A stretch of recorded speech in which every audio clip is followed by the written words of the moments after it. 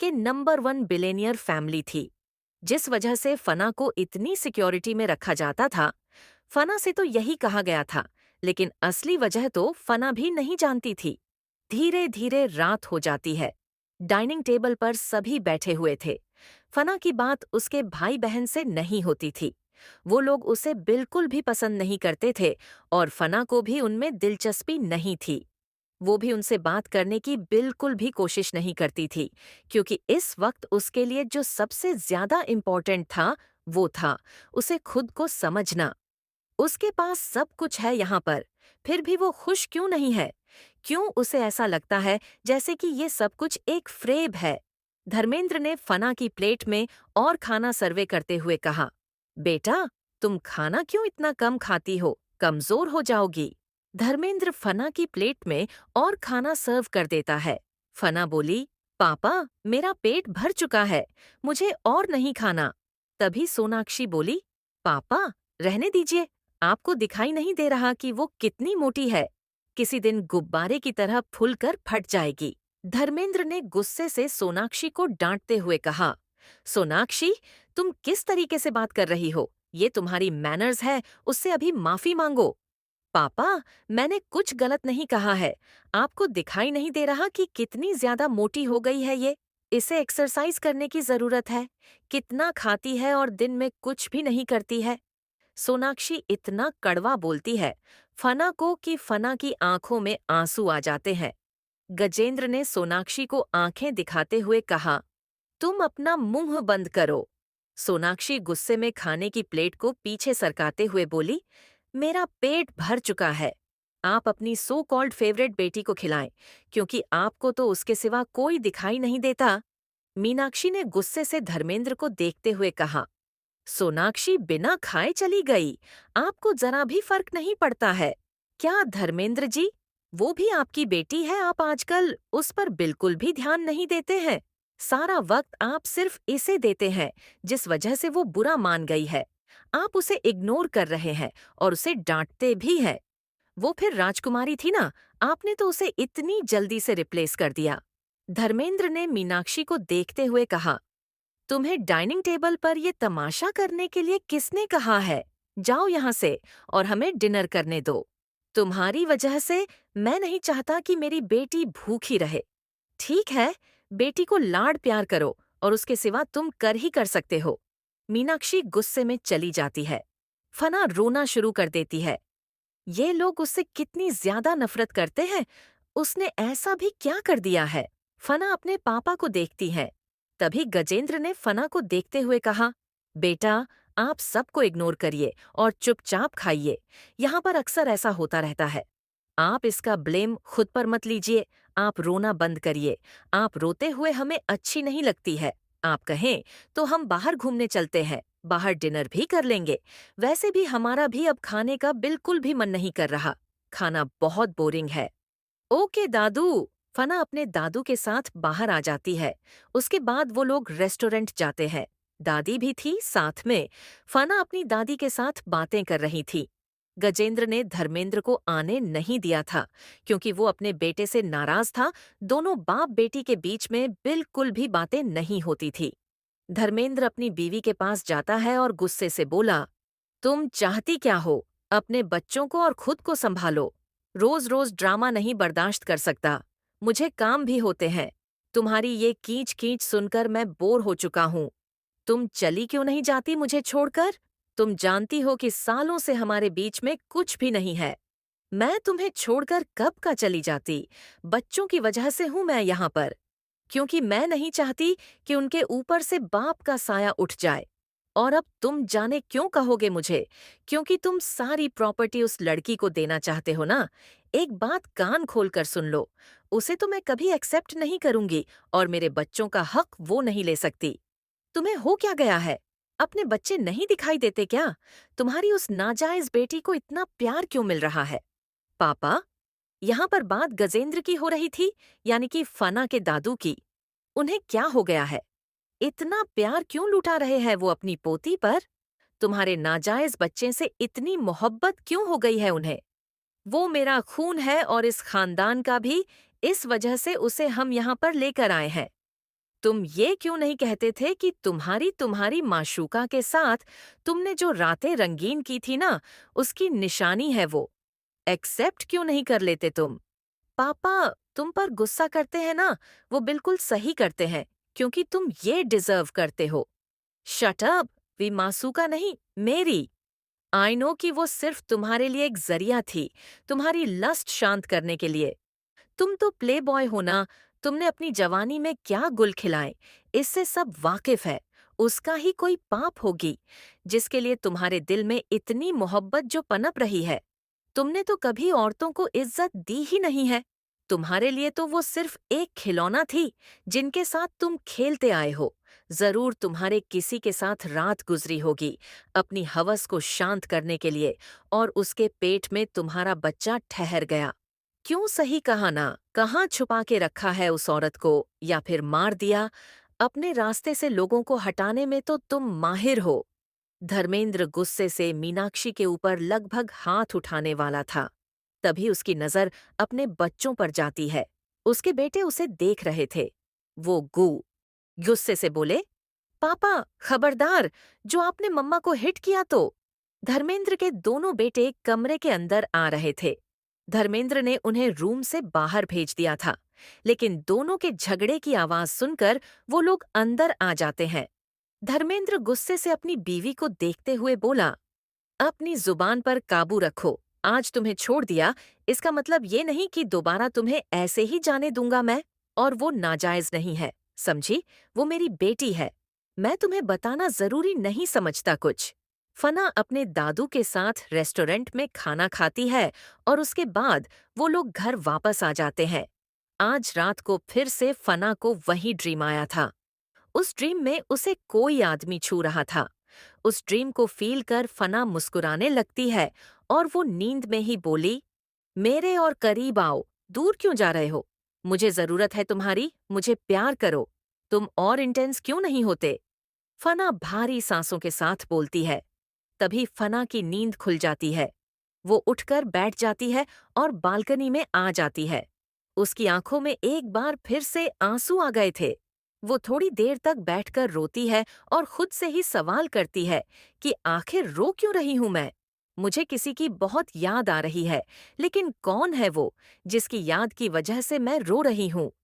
अगली सुबह फना का एडमिशन करवाने के लिए कॉलेज में ले जाया जाता है। कॉलेज राणा का था।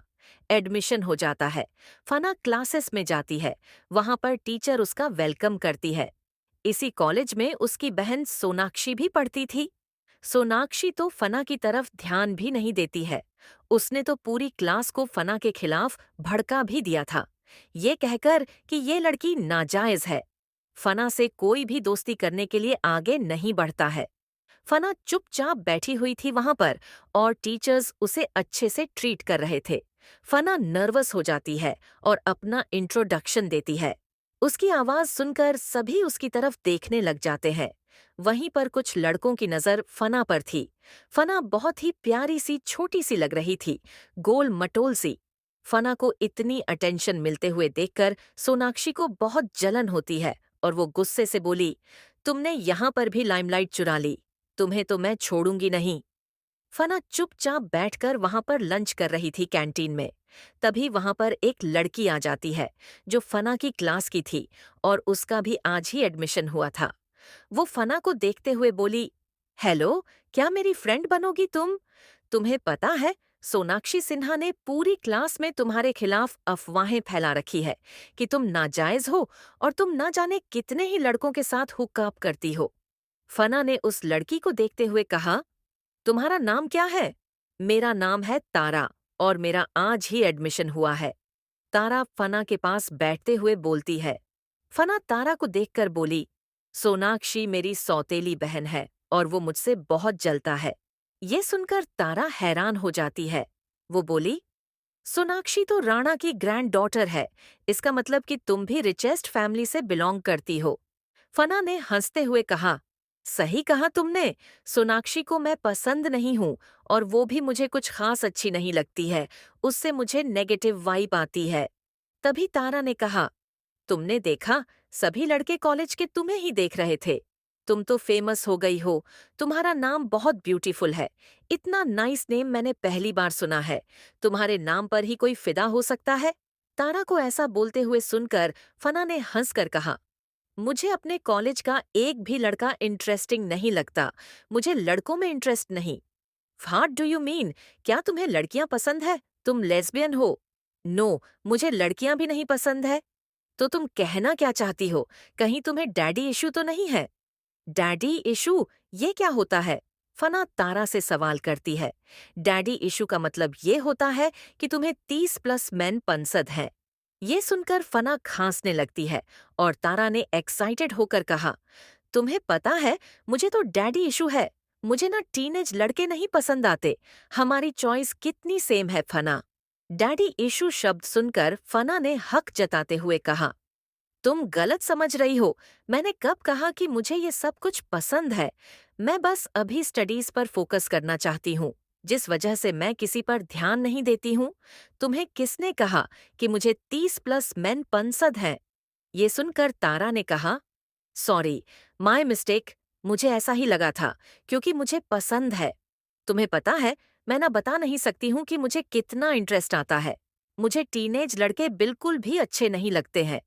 मुझे लगा कि तुम भी मेरी जैसी हो, तो इस वजह से मैंने एक्साइटेड होकर बोल दिया। तुम मेरी फीलिंग समझ सकती हो, मुझे ऐसा लगा था, बट इट्स ओके। तुम मेरी फ्रेंड हो और हम एक दूसरे से कुछ भी नहीं छुपा पाएंगे। तुम चाहो तो मुझसे शेयर कर सकती हो, नो प्रॉब्लम। उसकी एक्साइटमेंट देखकर फना को थोड़ा सा अजीब लगता है, क्योंकि वो अपने आप में रहने वाली लड़की थी और तारा, वो फना से ऑपोजिट थी। वो ओपन थी और खुलेआम ऐसी बातें कर रही थी। वो भी उस लड़की से जिससे वो फर्स्ट टाइम मिली है और 3 मिनट पहले। फना तारा को देखकर मुस्कुरा देती है और हंसने लगती है। तुम वैसे काफी ओपन हो और तुम्हारे मन में क्या चलता है, तुम मुझे बता सकती हो। फना मजाकिया लहजे में बोलती है। तुम भी मजाक करती हो? तारा हैरान होते हुए बोली, मुझे तो लगा था कि तुम रूड होगी, क्योंकि तुम राणा हो। राणास बहुत घमंडी होते हैं, लेकिन तुम बहुत अलग हो, क्योंकि सोनाक्षी तो किसी से बात भी नहीं करती है। तुमने देखा है ना तुम्हारी सिस्टर को, उसके आगे पीछे दो तितलियां तितलियां घूमती रहती है, क्योंकि उनको लगता है कि वो उससे कोई बेनिफिट ले सकती है आगे जाकर। वो कभी क्लास भी अटेंड नहीं करती है, टीचर्स भी उसे कुछ नहीं बोलते हैं।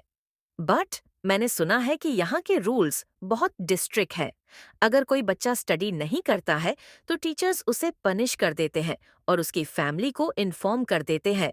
उसे रस्टिकेट भी कर दिया जाता है अगर वो टीचर से बदतमीजी करता है। फना तारा से बोलती है। तारा ने फना को देखते हुए कहा, तुम कितनी इनोसेंट हो। वाकई में तुम्हें कुछ नहीं पता है क्या? तुम अभी तक थी कहाँ पर?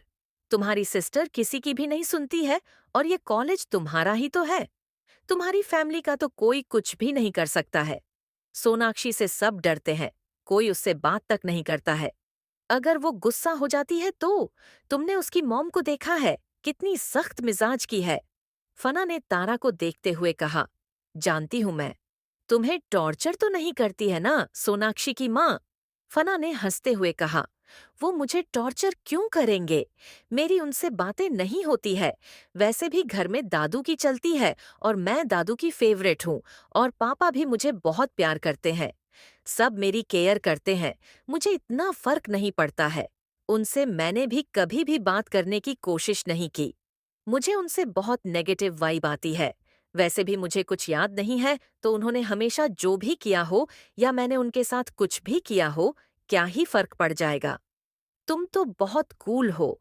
मैंने मूवीज में देखा है कि टॉर्चर करती है सौतेली माँ, बट तुम तो उन्हें भाव ही नहीं देती हो। Very good.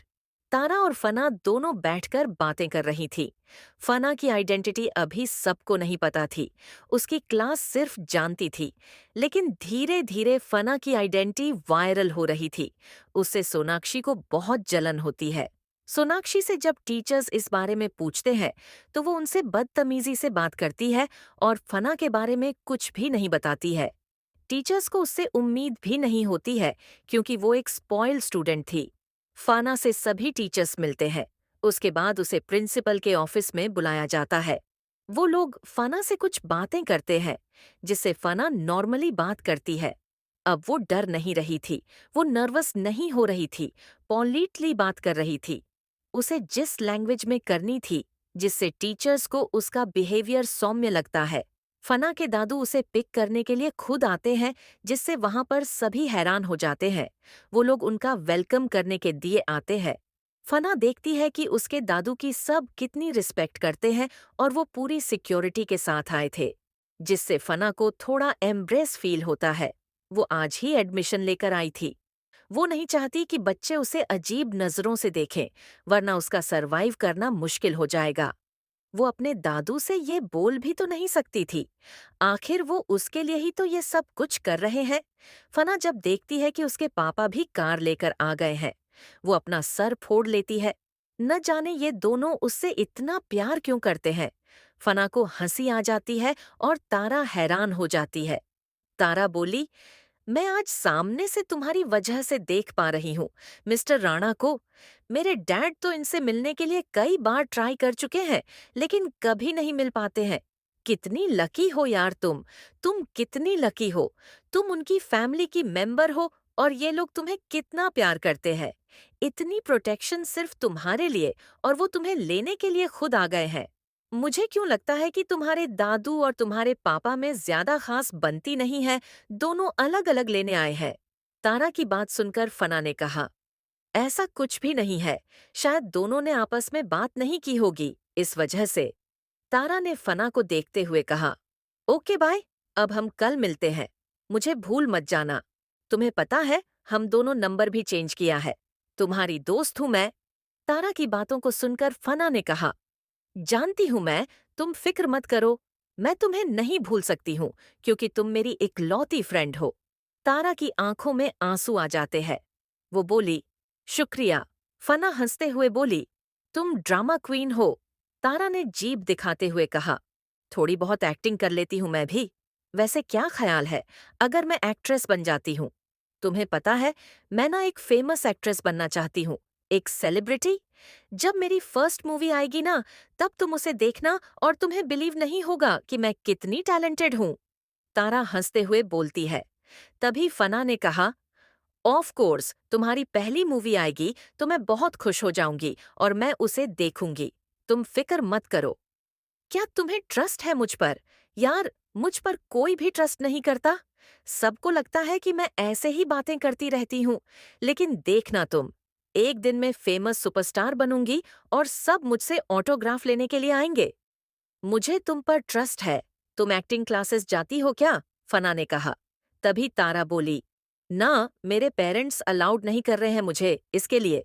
मैं उन्हें साबित करना चाहती हूँ कि मैं एक्टिंग कर सकती हूँ। तुम फिक्र मत करो, हम उन्हें मिलकर मनाएंगे। मैं भी तुम्हारे पेरेंट्स से इस बारे में बात करूंगी। तब तक तुम चिल करो। हो सकता है कि तुम्हें कॉलेज में कोई पार्टिसिपेट करने का मौका मिल जाए और तुम अपने पेरेंट्स को प्रूव कर सको कि तुम बेस्ट हो और तुम ऐसा कर सकती हो। सही कहा तुमने, तुम मेरी मदद करोगी। तुम्हें पता है, जल्दी ही ना फेयरवेल पार्टी होने वाली है और उसके अंदर जो परफॉर्मेंस होगी तो हम दोनों परफॉर्म करेंगे। कैसा लगा मेरा आइडिया? बहुत अच्छा लगा, फना ने कहा। फना तारा को बांध कर अपने दादू के पास आ जाती है। उसके बाद अपने दादू के साथ अपने पापा के पास आती है और दोनों को देखकर बोली, आप दोनों अलग अलग क्यों लेने आए हो मुझे, और मैं किसके साथ जाऊंगी? फना टुकुर टुकुर अपने पापा और दादू को देखते हुए बोलती है। वो दोनों भी एक दूसरे को गुस्से से देख रहे थे, जैसे कह रहे हो कि फना मेरे साथ जाएगी। लेकिन गजेंद्र के सामने धर्मेंद्र क्या ही बोल सकता है? आखिर गजेंद्र उसका रिश्ते में बाप लगता है, और बाप का ओहदा तो हमेशा बड़ा ही होता है। फना ने अपने दादू और पापा को देखते हुए कहा, मैं आप दोनों के साथ नहीं जाना चाहती। लेकिन क्यों बेटा, आप हमारे साथ क्यों नहीं जाना चाहती? आप हम दोनों से गुस्सा है क्या? मैं आप दोनों से गुस्सा नहीं हूं, लेकिन इतने सिक्योरिटी, मेरा दम घुटता है। दादू, प्लीज, कुछ देर के लिए मुझे अकेला छोड़ दीजिए ना। फना की केयर टेकर को देखते हुए फना ने कहा, आप इसे भी लेकर आए हो साथ में। मैं इनकी रिस्पेक्ट करती हूँ, लेकिन मैं छोटी बच्ची नहीं हूँ। बेटा, हम जानते हैं कि आप छोटी बच्ची नहीं हैं, लेकिन फिर भी आपकी सेफ्टी के लिए और अब आप हमसे बहस नहीं करेंगी। फना के पापा ने उसे डांटते हुए कहा, आप अभी बीमार हैं। आप जानती है ना, डॉक्टर ने क्या कहा था? आपको अभी सिक्योरिटी के साथ रहना ही होगा और उसके बिना कहीं जाएंगी भी नहीं, और कहीं पर जाएंगी तो हमें इन्फॉर्म करके जाएंगी। आपके दादू और मैं रिस्क नहीं ले सकते हैं। फना का मुंह बन जाता है। वो गुस्सा होकर अपने पापा से अपने दादू की कार में बैठ जाती है और बोली, चलिए दादू, मुझे पापा से बात नहीं करनी है। वो मुझ पर चिल्लाते हैं। खबरदार, जो आज के बाद हमारी पोती पर तुम चिल्लाए, ऊंची आवाज में उससे बात की तो हम भूल जाएंगे कि तुम उसके बाप हो। और तुम जानते हो ना कि हमने तुम्हें उससे मिलने की इजाजत सिर्फ इसलिए दी है क्योंकि वो चाहती थी, वरना उसके आसपास भी तुम भटको मुझे बिल्कुल पसंद नहीं है। तुम एक बाप कहलाने लायक नहीं हो और ये तुम भी जानते हो। आज के बाद अगर उसे ऊंची आवाज में तुमने बात भी की ना, तो भूल जाऊंगा कि तुम मेरा बेटे हो। गजेंद्र भी कार में बैठते हैं और उसके बाद वो फना को लेकर वहां से चले जाते हैं। धर्मेंद्र वहां पर खड़े होकर गुस्से से चारों तरफ देखते हैं और उसके बाद गहरी सांस छोड़ते हैं। सोनाक्षी थोड़ी ही दूर पर खड़ी हुई थी। वो जल बुनकर राख हो गई थी। उसका दिल कर रहा था कि वो फना की जान ले ले। उसके दादू आज तक कभी उसे लेने के लिए कॉलेज नहीं आए और ना ही उसके पापा। लेकिन इस लड़की पर वो दोनों जान क्यों छिड़कते हैं? इतनी प्यारी क्यों है ये? मैं भी तो उनकी ही पोती हूं ना, उनकी ही बेटी हूं ना। फिर उसमें और मुझ में इतना भेदभाव क्यों कर रहे हैं? उसे प्रिंसेस जैसा ट्रीटमेंट और मेरे साथ क्या कर रहे हैं ये लोग? मतलब किसी ने ध्यान भी नहीं दिया। नाजायज बेटी के लिए इतनी मोहब्बत है पापा के लिए और मैं उनकी जायज बेटी हूँ, और मुझे ऐसे इग्नोर किया गया जैसे मैं यहाँ पर हूँ ही नहीं। सोनाक्षी को रोना आने लग जाता है। सोनाक्षी की दोस्त ये देखकर बोली, सोनाक्षी, तुम्हारी बहन को तो बहुत प्यार करते हैं तुम्हारे दादू और तुम्हारे पापा। तुम्हें लेने के लिए तो कभी नहीं आए वो। सोनाक्षी गुस्से से अपनी दोस्त मीना को खींचकर थप्पड़ मारते हुए बोली, जस्ट शट अप। वो तिलमिलाते हुए अपनी कार में बैठती है और फिर वहां से चली जाती है। सोनाक्षी रोते हुए अपनी मॉम के पास आती है और बोली, मॉम, डैड ने मेरी तरफ देखा भी नहीं, और दादू, उन्होंने भी मुझे इग्नोर कर दिया। किसी को मेरी परवाह ही नहीं है। मुझे नहीं जाना कॉलेज। आज के बाद मैं कभी नहीं जाऊंगी। आखिर क्यों उसे इतना प्यार दिया जा रहा है, जबकि वो तो नाजायज लड़की है? वो मेरे हिस्से का प्यार क्यों छीन रही है? मीनाक्षी ने गुस्से से कहा, तुम फिक्र मत करो सोनाक्षी, तुम्हारी मॉम कुछ करती है। मैं अपनी बेटी का हक उसे कभी नहीं लेने दूंगी। मैं उसे घर में रहने ही नहीं दूंगी। सोनाक्षी रोने लग जाती है और बोली, मॉम, पापा आखिर क्यों मुझसे इतना गुस्सा है? क्यों वो मुझे बिल्कुल भी प्यार नहीं करते? इतने साल हो चुके हैं, लेकिन पापा ने कभी मुझसे प्यार से बात भी नहीं की है। हमारे बीच में कभी भी वो बाप बेटी वाला रिश्ता बना ही नहीं। तुम फिकर मत करो सोनाक्षी, तुम्हारी मम्मा कुछ करेगी। तुम्हारे हिस्से का प्यार कोई नहीं ले सकता। वो कल की लड़की भी नहीं। अगली सुबह फना दोबारा थेरेपिस्ट के पास जाती है और उससे अपनी फीलिंग शेयर करने लगती है। फना थेरेपिस्ट से शेयर कर रही थी कि आए दिन उसे ये सपना आ रहा था। उसने मेडिसिन लेना बंद कर दिया था, जिस वजह से उसे पापा से डांट भी सुननी पड़ी। थेरेपिस्ट ने फना को समझाते हुए कहा, आप फिक्र मत करिए, आप मुझे डिटेल में सब कुछ बताएंगी। डॉक्टर, मुझे ज्यादा कुछ याद नहीं है क्योंकि मेरी याददाश्त चली गई थी। मेरा एक्सीडेंट हो गया था और ये सपना मुझे हकीकत लगता है। मुझे ऐसा लगता है कि वो आदमी रोज मेरे पास आता है और मुझे प्यार करता है, लेकिन कुछ देर के बाद वो गायब हो जाता है। जब वो मुझे छूता है, तब मुझे बहुत अच्छा लगता है। क्या आप किसी के साथ रिलेशनशिप में थी? थेरेपिस्ट के सवाल पर फना ने उसे ना में जवाब देते हुए कहा, मुझे कुछ भी याद नहीं। मुझे दादू और पापा ने जितना बताया है, मैं सिर्फ उतना ही जानती हूँ। आपकी फैमिली में कौन कौन है? देखिए, आप मेरी फैमिली के बारे में जानती है। मैं किस फैमिली से बिलोंग करती हूँ, तो मुझे इस बारे में आपको बताना बेतुकी की बात होगी। मेरी सौतेली माँ से मेरी बनती नहीं है। मेरी बहन मुझे कुछ खास पसंद नहीं करती और मेरे दोनों भाई, वो तो मुझे देखते भी नहीं है। उन लोगों से मुझे फर्क भी